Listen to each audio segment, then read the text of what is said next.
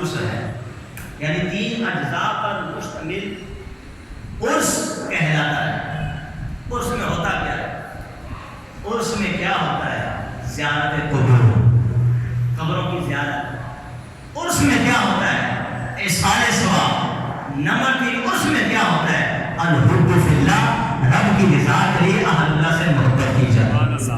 یعنی وہاں سفر کرنے کا ریزن، مقصد یہی ہوتا ہے کہ یہ اللہ کے پیارے ہیں۔ جب بھی دور بیتوں کے اندر آیا عند ذکر صالحین تنزل الرحمہ، کہ نیک لوگوں کے ذکر کے وقت رب کی رحمت اترتی ہے، تو جب ان کا ذکر کرو تو رب کی رحمت اترتی ہے۔ ارے جہاں یہ خود مدفون ہے، جہاں آرام فرما رہے ہیں، یہ رحمت کا مرکز نہیں تو پھر اور کیا ہو سکتا ہے؟ اگر کوئی مسلمان عرس منانے کے لیے اہل اللہ کی طرف سفر کرتے ہیں، کوچ کرتے ہیں، اپنے گھروں سے نکل ان کے دیار کی طرف روانہ ہوتے ہیں، وجہ کیا ہوتی ہے؟ اللہ کے پیارے، اللہ کے محبوب ہیں، ہم ان سے محبت کرتے ہیں تو رب کی وجہ سے کرتے ہیں۔ یہ 3 چیزوں کا مجموعہ عرس کہلاتا ہے۔ آئیے ایک ایک کی وضاحت کرتا ہوں، قرآن و حدیث۔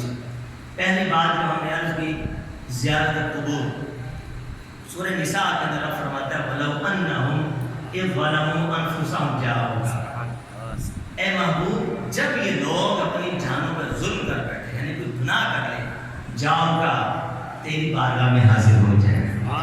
بریلی کا تاجدار پکار اٹھا، بریلی کا تاجدار پکار اٹھا، مجرم بلائے آئے ہیں، یعنی بلائے آئے۔ اللہ نے کہا گناہ کر لی، میرے مصطفیٰ کے دربار میں حاضر ہو جاؤ۔ مجرم بلائے آئے ہیں، جاؤ کا ہے گواہ۔ قرآن کریم میں نا جاؤ کا، اس کے معنی کے محبوب تیری بارگاہ میں حاضر ہو جائے۔ فرماتا ہے پھر رد ہو، رد ہو۔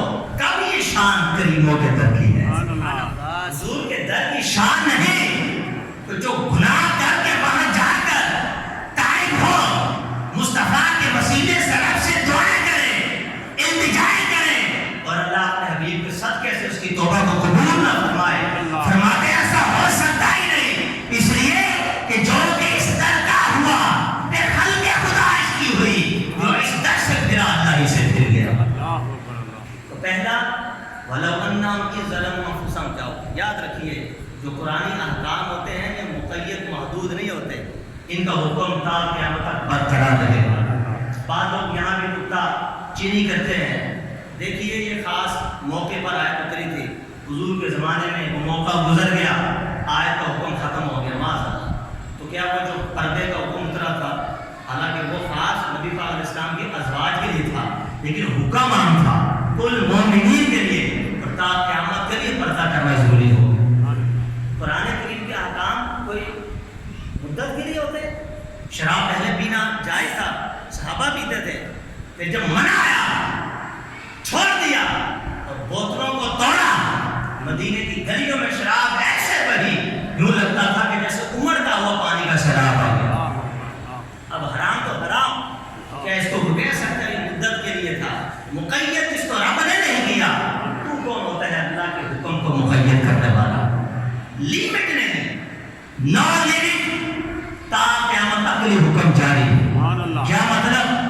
اللہ بھی جانتا ہے جب یہ گناہ کریں گے حبیب میں ان کو تیرے در پہ بھیجتا رہوں گا، اور یہ بھی جانتا ہے کہ میرے محبوب جو ہیں ان کی زندگی مبارک ہے، ظاہری طور پر مثال مبارک 63 سال کی عمر میں ہوتا ہے، اس کے باوجود فرما رہا ہے کہ جاؤ گا۔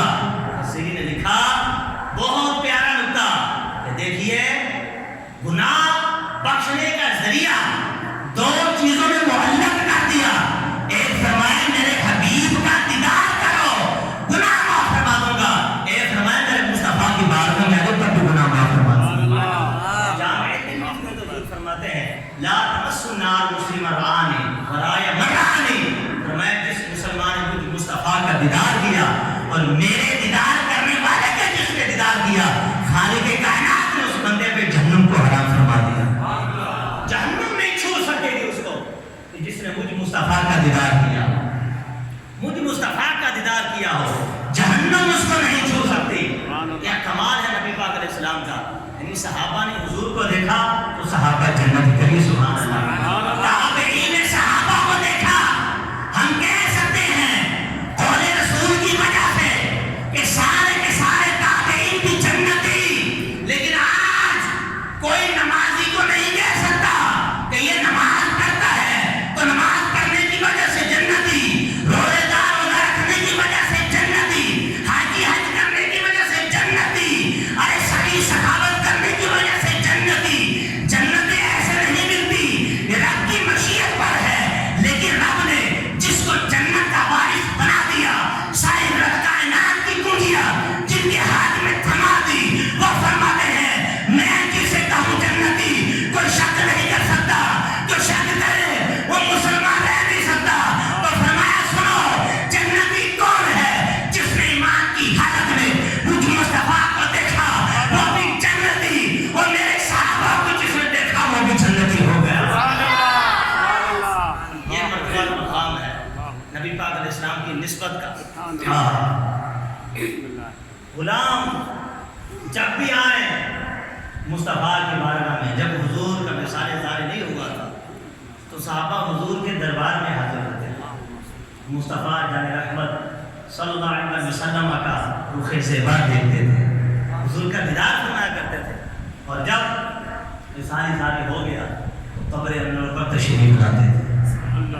صحابہ حضور علیہ السلام کی قبر انور پر تشریف لاتے تھے. آپ آیت کا مطلب سمجھیے. اگر یہ لوگ اپنی جانوں پر ظلم کر لیں، چونکہ اس کا حکم قیامت تک کے لیے ہے. حضور آپ کا بھی مثال ظاہر نہیں ہوا تو یہ آپ کی بارگاہ میں آئیں گے، اور جب آپ قبر میں تشریف لے جائیں گے تو پھر قبر میں آپ کو پڑھ سکیں، آپ کے دربار میں حاضر ہوں.